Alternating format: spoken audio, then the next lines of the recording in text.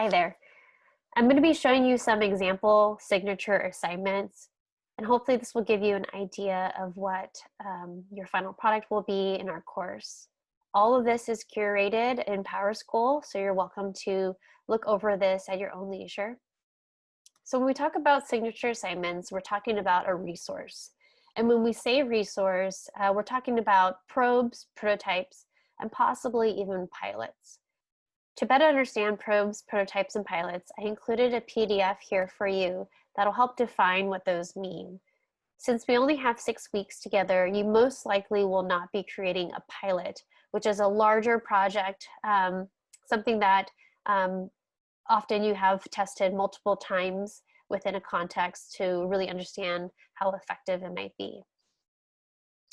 For the purposes of our resource, you'll most likely be creating a probe or a prototype. These are safe to fail experiments and drafts to give you an idea of how your resource or concept might support your specific community's needs. There's a lovely graphic here that hopefully might give you an idea of how probes are smaller ideas and concepts, prototypes are much more encompassing, and then the larger scale pilots. Let me show you what that means with specific examples. We have curated here examples that previous cohort members have created, and I've also shown specifically which conditions they were creating that resource for. So this one in particular was around authenticity.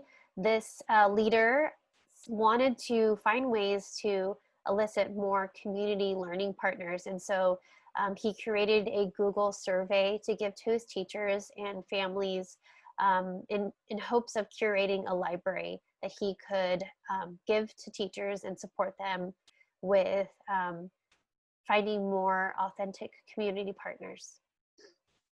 This Equity is a Verb workbook, specifically around responsive practices, was created by 2 teachers from a New Tech Network school, which is also part of Deeper Learning. This was not through our course, however, I think it's a really great example of what a resource might be, and more particularly probably a pilot.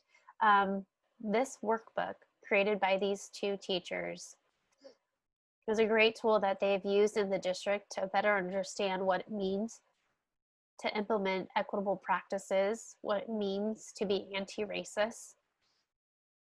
And it's a great tool to help build a common understanding of what that sounds like, looks like, and what that means for the educator themselves.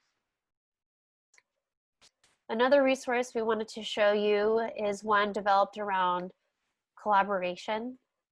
This one in particular was made by someone in our cohort last year, and she specifically developed a process to help teachers understand what it might look like and sound like to support students around cooperative behavior, and also provided specific practices and tools that teachers might use with their students. Last but not least, this resource, Attending to Responsive Practices, was also developed by one of the members of our cohort last year.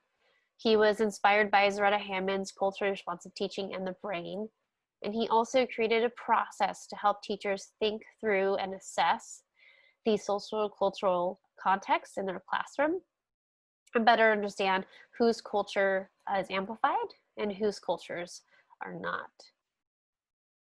So these resources, once again, will be curated here for you to peruse, and hopefully it'll give you a better understanding and idea of what we are hoping that you will produce during our time together.